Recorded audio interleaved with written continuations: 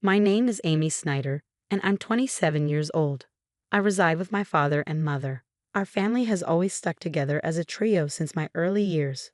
Growing up, I've always admired my dad. He's the epitome of hard work, running his own bustling business. Though his schedule keeps him away from home most of the time, whenever he finds a moment, he dedicates it to me. On his off days, he prioritizes spending time with me, proving himself to be an exceptional father. My mom, however, paints a different picture. As far back as I can recall, she has never been employed. While she tends to household matters, she's never lent support to my dad's business or pursued a career outside our home. Despite our comfortable lifestyle, with my mom often seen socializing and attending events, her lack of involvement in my life has left me feeling somewhat neglected. There were moments of profound loneliness, but my dad's unwavering presence always filled that void. He understood the indifference my mom held towards me and made it his mission to ensure I never felt neglected or alone. As I grew older, my mother's tendency to break promises became apparent. While my dad's commitments were steadfast, my mother's casual approach to promises left me disillusioned. I learned not to hold her pledges in high regard. Conversely, my dad's reliability and trustworthiness garnered my admiration. I even entertained thoughts of joining his company after graduating from university. Being the only child, I saw it as a way to honor my father's legacy and continue his work. Upon reaching my 20s, my father began imparting invaluable wisdom during our outings for drinks. Meanwhile, my mother's involvement in my life remained superficial. The only time she interjected was during my sophomore year of college when I expressed my desire to join my father's company. "Dad, I want to work at your company after graduation. I'm already preparing for it. I want to follow in your footsteps someday," I announced eagerly. "Amy, are you sure about that? A girl doesn't need to pursue such endeavors." My mother intervened, her words dripping with traditional expectations. "Why not? I want to work hard like Dad," I insisted. "A woman should find a good man and let her husband provide for her," she countered, echoing typical sentiments. Disheartened by her lack of understanding, I chose not to engage further. I refused to live a life tethered to someone else's ambitions, mirroring my mother's existence. I had always aspired to become an independent woman, determined to navigate through my college years on my own terms. After that pivotal moment, I dedicated myself to diligent study, paving the path to join my father's company immediately after graduation. Though my mother remained unconvinced, it seemed she eventually resigned herself to my decision. "If you choose to live this way, so be it. But remember, you'll bear the consequences of not heeding your mother's advice," she remarked resignedly. "If you're willing to accept that, then do as you please." So I followed her directive by stepping into my father's company, inadvertently widening the chasm between my mother and me. Conversely, my bond with my father deepened as we spent more time together. Reflecting on it now, I realized my mother wasn't pleased with the turn of events. Upon joining my father's company, he invested considerable effort in my training, which, unbeknownst to me, was driven by his declining health. It took him nearly half a year to acquaint me with the intricacies of the job before he collapsed at our workplace, swiftly whisked away to the hospital. Over the next 5 years, he valiantly battled his illness. "Emmy, how's the company faring without your dad?" my mother inquired, her concern veiled by skepticism. "It's challenging, but everyone's rallying behind me. Dad entrusted me with everything I need," I replied confidently. "Well, as long as that's the case, just ensure you don't leave the company to ruin as the second generation," she cautioned, her words tinged with apprehension. "You lack any genuine interest or affection for the company. You're merely preoccupied with others' perceptions," I retorted, disheartened by her lack of faith. During my father's illness, our disagreements were frequent. Despite his weakening state, he made sporadic visits to the company, emphasizing its significance.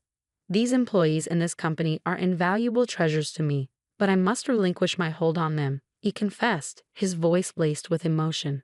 "Amy, I've witnessed your dedication over the years. I trust you to safeguard this place and everyone here. I don't know if I can emulate you, Dad, but I'll strive to uphold your legacy," I pledged solemnly. From that day forth, the mantle of leadership was bestowed upon me. With my father mostly confined to the hospital, my days were consumed with the company's affairs, leaving little time for homecomings. I prioritized visiting him regularly, carving out time amidst my busy schedule. My mother, on the other hand, fulfilled only the basic duties, such as delivering changes of clothes to him. Even that seemed to inconvenience her. I couldn't help but wonder about her feelings towards my father.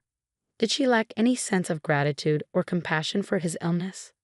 The thought left me feeling sorry for him, recalling the sacrifices he made for me during my childhood, a time when my mother's affection remained elusive.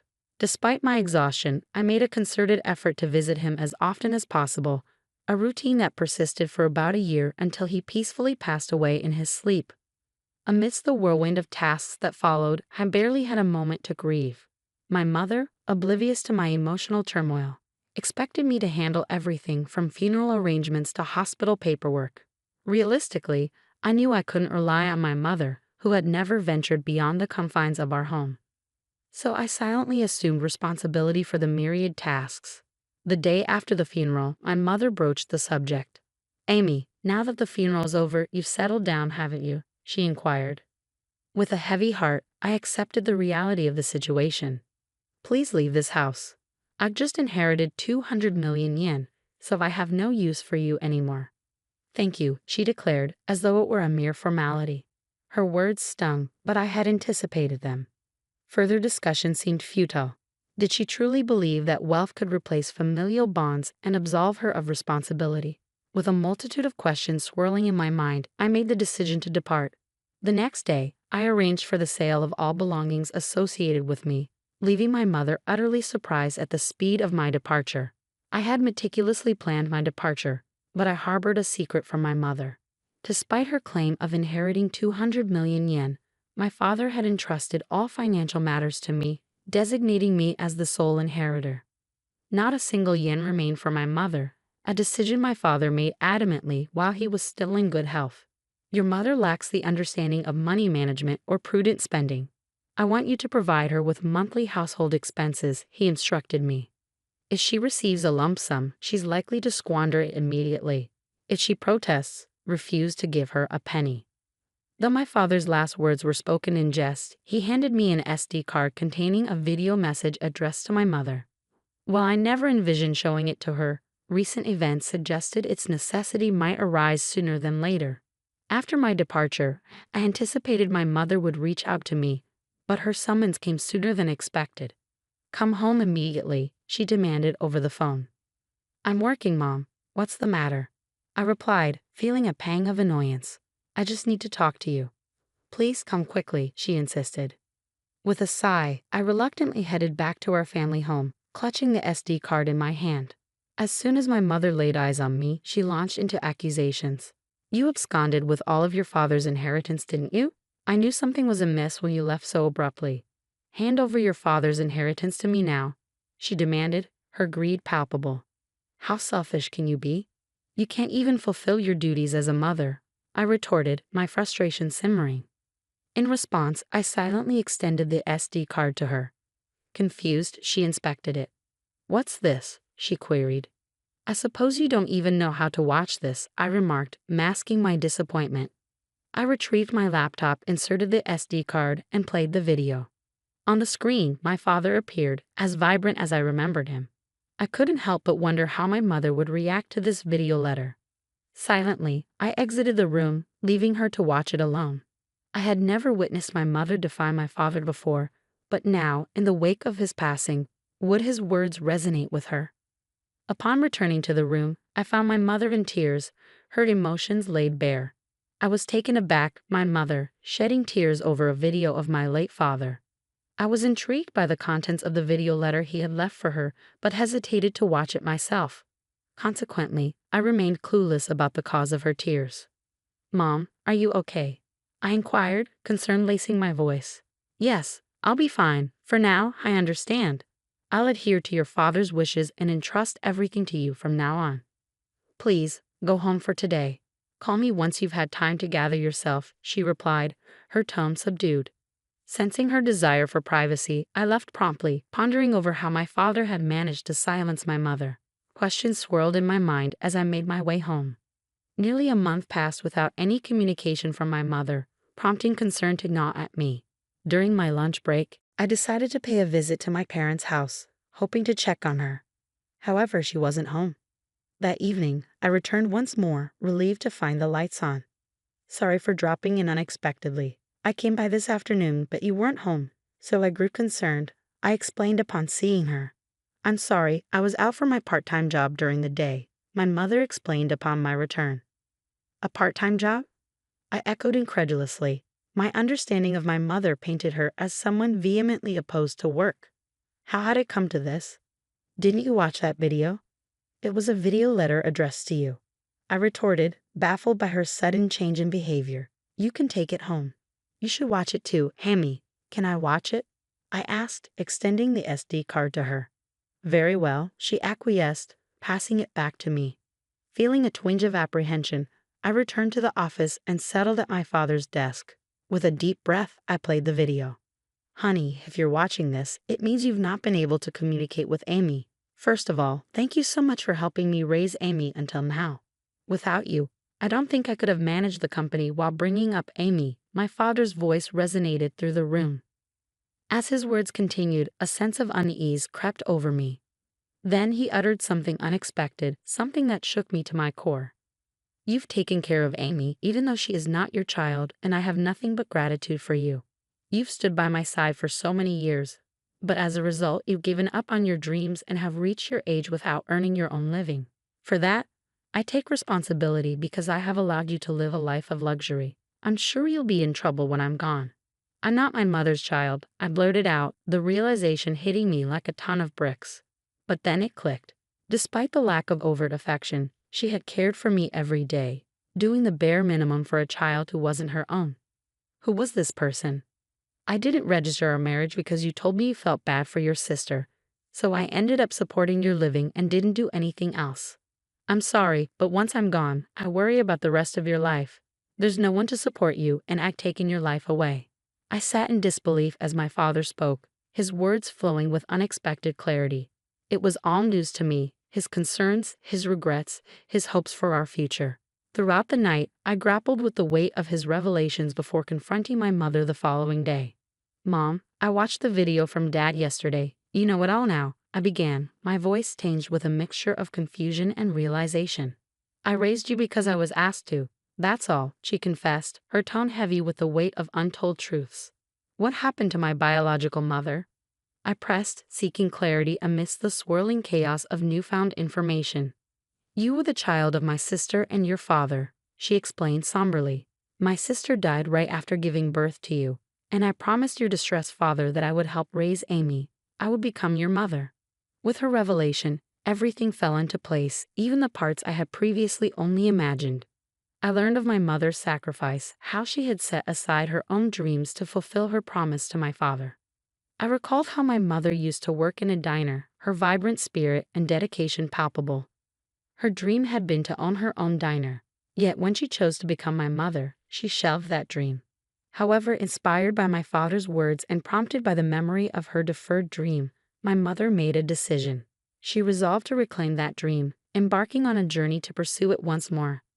Currently, she is undergoing training as a part-timer, determined to turn her dream of owning a diner into reality. I should have done this earlier. Working is fun and suits me. I had no idea, so it's my fault you didn't work. I'm really sorry for not knowing anything, my mother admitted, her tone filled with regret. It's not your fault, Amy. I made the decision myself. But I'm not good with children, so I couldn't handle you well. I'm the one who caused you trouble, she continued, taking responsibility for her actions. As we conversed, I realized it was the first time we had such an open dialogue. At this stage in my life, I finally felt like I had come to understand my mother a bit better. Our conversations became more frequent, leading us to a decision: to use the money left by my father to fund the opening of her shop. Once she started working, my mother became somewhat more humble. She hesitated when the topic of funds for the shop came up, a behavior that would have been unimaginable not too long ago. While maintaining my regular job, I also assisted with the opening of her diner. This brought me into frequent contact with my mother, fostering a newfound relationship between us. Regarding living expenses, she insisted on managing them with her own income, refusing to accept help from my father's inheritance. Promising that you'll tell me if you're struggling. After all, Dad trusted me to take care of you, I urged her. I'll be fine living on my own. It doesn't cost that much. But in terms of my diner's expenses, she trailed off, her determination evident. I'll be relying on you. Of course, I'm looking forward to it too, so do your best, my mother encouraged, her eyes filled with hope and anticipation. After many years, we finally became a real family, and now we are living harmoniously. She isn't my birth mother, and perhaps it was just the right time for me to learn this truth. Your diner is finally going to open tomorrow. Your dream is coming true, I remarked, filled with pride as I watched her dedication. Seeing you work so hard at that company reminded me of my own dreams when I was younger. I believe that's why I've made it this far. It's all thanks to you and your father. Thank you so much, Mom. I expressed my gratitude, feeling a deep sense of appreciation. Promise me to always be my mom, Amy, she implored, her voice filled with sincerity. From now on, let's get along even better than before. After all, we only have each other, I replied, feeling a newfound sense of closeness. Upon my father's death, the truth was revealed, and I accepted the reality of our situation. Deciding to live on with just my mother and me, I contemplated moving back to my hometown and living together with her again. I don't cook, so my mother is concerned about my poor diet and is supportive of me coming back, I explained, feeling touched by her care. My father would probably be surprised that we're getting along so well. His house, company, and inheritance that he left behind. I'll protect them at all costs while continuing to get along with my mother in order to become a real family. I vowed, determined to honor my father's legacy. We visited the graves of my father and my biological mother, my mother's older sister, to give our daily life updates. After going through the process of adoption, I finally became registered as my mother's daughter, forging a bond that transcended bloodlines.